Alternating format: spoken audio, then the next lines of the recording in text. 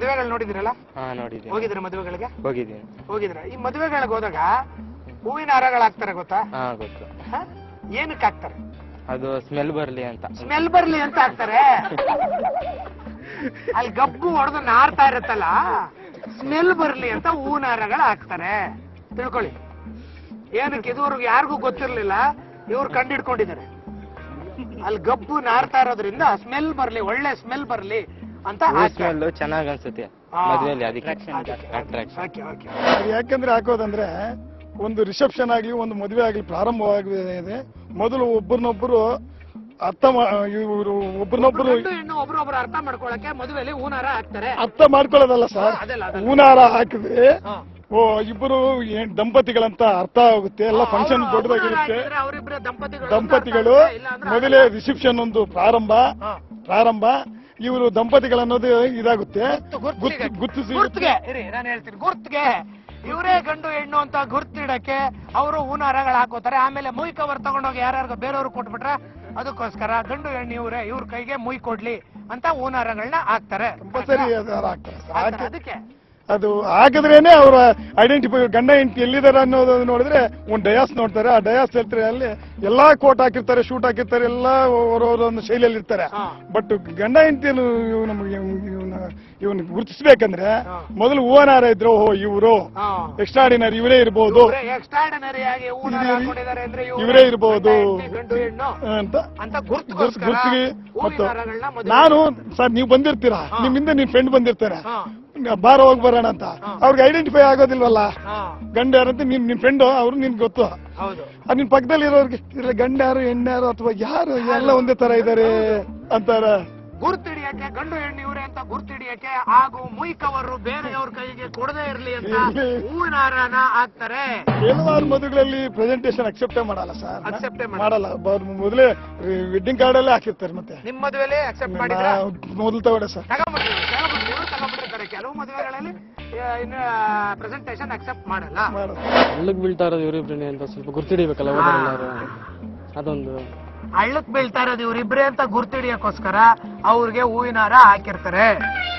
ಅದೇ ಕಾರಣ, ಇನ್ನೇನು ಬೇರೆ ಕಾರಣನೇ ಇಲ್ಲ. ಬೇರೆ ಕಾರಣ ಇನ್ನೊಂದು ಏನಪ್ಪ ಹೇಳ್ಕೋಬೇಕಂದ್ರೆ, ಅದನ್ನೇ ಗುರು ಹಿರಿಯರು ನಿಶ್ಚಯಿಸಿ ಏನೋ ಇರ್ಲಿ ಬಿಡಪ್ಪ, ಅಪ್ಪ ಅಮ್ಮನ್ನ ಒಪ್ಕೊಂಡಿದೀವಿ, ಅಪ್ಪ ಅಮ್ಮನ ಬಲವಂತಕ್ಕೆ ಹೂವಿನ ಹಾರಗಳು ಹಾಕೊಂಡಿರ್ತಾರೆ. ದೇಶ ಸುತ್ತು ಕೋಶ ಓದು ಅಂತಾರೆ. ಅಂದ್ರೆ ಏನರ್ಥ? ದೇಶ ಸುತ್ತು ಅಂದ್ರೆ ಸುತ್ತೀನಿ, ಓದಕ್ಕೆಲ್ಲ ಆಗಲ್ಲ. ಅರ್ಥ ಹೇಳಿದ್ರ? ನೀವ್ ಮಾಡು ಅಂತ ಹೇಳಿಲ್ಲ. ಏನಾದ್ರ ಅರ್ಥ ಏನು? ದೇಶ ಸುತ್ತಿದ್ರೆ 4 ಜನ ಪರಿಚಯ ಆಗ್ತಾರೆ, ಕೋಶ ಹೋದ್ರೆ ಜ್ಞಾನ ಬೆಳವಣಿಗೆ ಆಗುತ್ತೆ.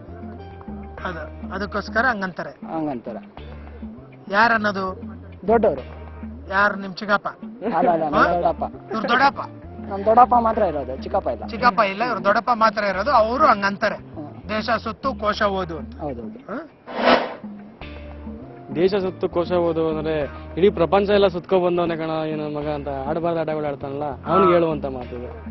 ದೇಶ ಸುತ್ತು ಅಂದ್ರೆ ಇಡೀ ಕೊನೆಯಲ್ಲಿ ಹೇಳುವಂತ ಮಾತು ಸ್ವಲ್ಪ ಏನೋ ಸ್ವಲ್ಪ ಚೆನ್ನಾಗಿ ನಿಮ್ಮಂಗೆ ಆಂಕರಿಂಗ್ ಸೇರ್ಕರ ಒಳ್ಳೆ ಜನ ನೋಡುವಂತದ್ದು ಸೇರ್ಕೊಂಡ್ರೆ ಬಿಡ ದೇಶ ಸುತ್ತವನೇ ಕೋಶ ಓದನ್ ಬಿಡು ಅಂತಾರಲ್ಲ, ಆ ತರ ಒಂದಷ್ಟು ಅರ್ಥ ಬರುತ್ತೆ. ಅಂದ್ರೆ ನಾವೇ ಅದ್ರ ಅರ್ಥ. ಹೌದು, ಅಂದ್ರೆ ನಾವೇ ಅದ್ರ ಅರ್ಥ ಅಂತ ಹೇಳ್ತಾ ಇದಾರೆ ಅವರು. ದೇಶ ಸುತ್ತು ಕೋಶ ಓದು ಅಂದ್ರೆ ಅದರ ಅರ್ಥ ನಾವೇ. ನಾವೇನು ನೀವು ನಾವಿಬ್ರು ಅವ್ರನ್ನು ಸೇರ್ಸ್ಕೊಂಡ್ಬಿಟ್ರು, ಹೋಗತ್ತೆ ಅವ್ರನ್ನು ಸೇರ್ಕೊಳ್ಳಿ. ಇದೇನಿಲ್ಲ ಸರ್, ಏನಿಲ್ಲ ರೀ ಅದು. ಹಂಗಲ್ಲ ಸರ್, ಒಬ್ಬ ಶಿಕ್ಷಕರು ಅನ್ಕೊಳ್ಳಿ, ಶಿಕ್ಷಕರು ಏನು ನಮ್ಮ ಪಾಠ ನಮ್ಮ ಸ್ಕೂಲು ಇಷ್ಟೇ ಅಂತ ಕೆಲವ್ರು ಇರ್ತಾರೆ. ಏನು ಅವ್ನ ಡ್ಯೂಟಿ ಏನು, ಬೆಳಗ್ಗೆ 10 ಗಂಟೆಗೆ ಹೋಗೋದು, ಅವ್ನ ಡ್ಯೂಟಿ ಮುಗಿಸೋದು, ಸಾಯಂಕಾಲ ಹೋಗೋದು ಅಷ್ಟೇ. ಇದಕ್ಕೆ ಸೀಮಿತ ಆಗಬಾರ್ದು.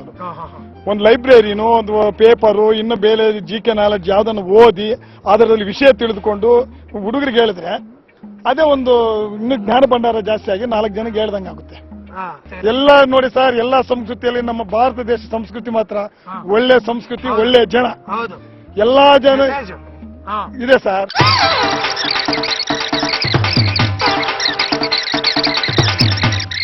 ನಾನೇನ್ ಕ್ವಶನ್ ಕೇಳಿದ್ದೆ ಹೇಳಿ, ನಾ ಮರ್ತೇ ಹೋಗ್ಬಿಟ್ಟೆ. ದೇಶ ಸುತ್ತೋದು ಕೋಶ ಓದೋದು ಇದರ ಅರ್ಥ ಏನು ಅಂತ ಹೇಳಿದ್ದೆ. Correct correct. ಹಾ. ಏನೇನೋ ಹೇಳ್ಬಿಟ್ಟು ಕ್ವಶನ್ ಮರ್ಸ್ಬಿಟ್ರಿ ಅವ್ರನ್ನ. ಇಲ್ಲ ಸರ್ ಇಲ್ಲ ಎಲ್ಲ ಓದಿದೆ, ನಿಜವಾಗ್ಲೂ ಓದಿದೆ, ಜ್ಞಾನ ಭಂಡಾರ ಆಗುತ್ತೆ. ಗೊತ್ತಾಯ್ತು ಬಿಡಿ ಗೊತ್ತಾಯ್ತು. ಇರ್ಲಾರ್ ಜಾಗಕ್ಕೆ ಇರುವೆ ಬಿಟ್ಕೊಂಡ್ರು ಅಂತ ಕೇಳಿದೀರಾ? ಹೌದು ಸರ್. ಅಂದ್ರೆ ಏನಾದ್ರ ಅರ್ಥ? ಹಂಗೇಳು ಒಂದು ಅರ್ಥ ತಗೊಂಡ್ರೆ ಈಗ ನೀವು ಮಾಡ್ತಾ ಇರೋ ಆಂಕರಿಂಗು ಅದನ್ನ ಇಸ್ಕೊಂಡು ನಾವು ನಿಮ್ ಹತ್ರ ಮಾಡಿಸ್ಕೊಂಡು ಇಲ್ದೇ ಹೋದ್ನ ನಾವು ನಿಮ್ ಕೇಳಿದ್ರೆ ನಿಮ್ಗೇನ್ ಮಾಡ್ತಾರೆ? ಹಂಗೆ ನೀವು ಅನ್ಕೋತೀರ ಇಲ್ದೇ ಹೋದ ಜಾಗ ಇವ್ನು ಹೋಗಿ ಇವನ ಹತ್ರ ಬಂದ ಆಂಕರಿಂಗ್ ಪ್ರಶ್ನೆಗಳಿಗೆ ಬಂದಲ್ಲಪ್ಪ ಅಂತ ಅದನ್ನ ಹಂಗೆ ಹಂಗೆ ಉದಾಹರಣೆಗೆ ಅವ್ರು ನಮ್ ಬುಡಕ್ಕೆ ಬಂದ್ರಿ ಅವರು. ಹಂಗೇನಿಲ್ಲ, ಎಷ್ಟು ಹೇಳಿ ನಾನ್ ಕ್ವಶನ್ ಕೇಳದ್ನಲ್ಲ, ನಮ್ಮ ಹತ್ರ ಮೈಕ್ ಕಿತ್ಕೊಂಡು ನಾನೇ ಆಂಕರಿಂಗ್ ಮಾಡಿದ್ರೆ ಅವಾಗ ನಮ್ಗ ಅನ್ಸ್ತದಂತೆ, ಅಯ್ಯೋ ಸುಮ್ನಿರ್ಲಾರ್ದು ಇವ್ನ್ ಕ್ವಶನ್ ಕೇಳಿದ್ನಲ್ಲಪ್ಪ, ಇರ್ಬಾರ್ದು ಜಾಗಕ್ಕೆ ಇರ್ಬೇ ಬಿಟ್ಕೊಂಡಲ್ಲಪ್ಪ, ನನ್ ಕೆಲ್ಸಾನು ಕಿತ್ಕೊಂಡ್ರಲ್ಲಪ್ಪ ಅಂತಾರ. ಇದು ಅರ್ಥ ಸರಿಯಾಗಿರೋ ಅರ್ಥ ಕೊಟ್ರು. ನಾನ್ ಮುಂದಕ್ಕೆ ಮಾತಾಡ್ಲೇಬಾರ್ದು ಆತರ. ಹಂಗೇನಿಲ್ಲ, ಜಸ್ಟ್ ಒಳ್ಳೆ ಪ್ಲಾನ್ ಮಾಡಿದಿರ ಮಾತ್ರ. ನಿಮ್ಮನ್ನು ಹಿಂದೆ ಇದ್ದವ್ರನ್ನ ಮುಂದಕ್ಕೆ ಕರೆದ್ನಲ್ಲ, ಅದನ್ನೇ ಇರುವಾರ ಜಾಗಕ್ಕೆ ಇದ್ದರೆ ಅದೇ ಇದೆ ಸೇಮ್.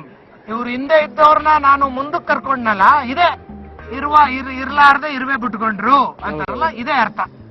ನಾನೇ ಆನ್ಸರ್ ಕೊಟ್ಟೆ. ದೊಡ್ಡವರು ಒಂದು ಲೆಕ್ಕದಲ್ಲಿ ಯಾವ್ದೋ ಒಂದು ಕೆಲಸ ಮಾಡ್ತಾ ಇದ್ರೆ ಅದು ಮಾಡಬಾರ್ದು, ಫಾಸ್ಟ್ ಅಲ್ಲಿ ಹೋಗ್ಬೇಡ ಗಾಡಿಯಲ್ಲಿ ಅನ್ಕೊಂಡ, ಹೋಗ್ಬೇಡ ಅಂದ್ರೆ ಏನಾದ್ರು ಅನಾಹುತ ಅಂದ್ರೆ ನಾನು ಹೇಳಿದ್ನಲ್ವಾ, ಇಂಥದಕ್ಕೆ ಇವಾಗ ಇದಾಗೋದು. ಇವಾಗ ನಾವು ದುಡಿದ್ರೆ ಕಷ್ಟಪಟ್ಟು ದುಡಿದ್ರೆ ಕೈ ಕೆಸರಾದ್ರೆ ಬಾಯಿ ಮೊಸರು ಅಂತಾರಲ್ಲ, ಬೇರೆ ಗಾದೆ ಬೇಡ. ಆ ಟೈಪು ನಾವು ಇಲ್ದಿದ್ದನ್ನು ನಾವು ಅವ್ರು ದೊಡ್ಡವ್ರು ಹೇಳಿದ್ ಕೇಳಿದ್ರೆ ನಾವು ಇದು ಇರುವೆ ಬಿಟ್ಟುಕೊಂಡಂಗೆ ಈ ಕೆಲಸ ಆಗ್ತಾ ಇರ್ಲಿಲ್ವಲ್ಲ, ಇದರ ಒಂದು ಇದೆ ಅದು ಅಂತ ನನ್ನ ಒಂದು ಇದೆ ಸರ್.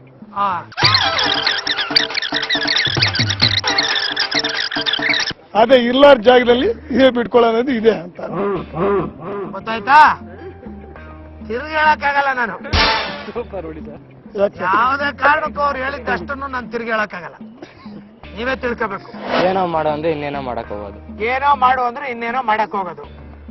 ಏನ್ ಮಾಡಿದ್ರಿ ಆತರ? ಕ್ಲಾಸಲ್ಲಿ ಲೆಕ್ಚರರ್ಸ್ ಪಾಠ ಮಾಡ್ತಾ ಇರ್ತಾರೆ, ಅವಾಗ ನಾವು ಅವ್ರು ಏನ್ ಪಾಠ ಮಾಡ್ತಾರೋ ರಿಪೀಟ್ ಅದನ್ನೇ ಹೇಳ್ತಾರ, ಅದು ಎಸ್ ಆರ್ ಅಂತ. ಅವ್ರು ಅವಾಗ ಕೋಪ ಬಂದು ನಮ್ ಎಬ್ರಿಸಿ ಚೆನ್ನಾಗಿ ಹೊಡಿಯೋದು ಅದನ್ನೇ.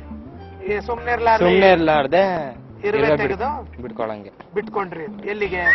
ಬಿಟ್ಕೊಂಡಿಲ್ಲ, ಅದ್ರ ಅರ್ಥ ಹಂಗೆ ಅಂತ. ಬಿಟ್ಕೊಂಡಿಲ್ಲ, ಇವ್ರು ಬಿಟ್ಕೊಂಡಿಲ್ಲ ರೀ ಇರುವೆನ, ಅದ್ರ ಅರ್ಥ ಹಂಗೆ ಅಂತ ಅವ್ರು ಹೇಳ್ತಾ ಇದಾರೆ ಅಷ್ಟೇ.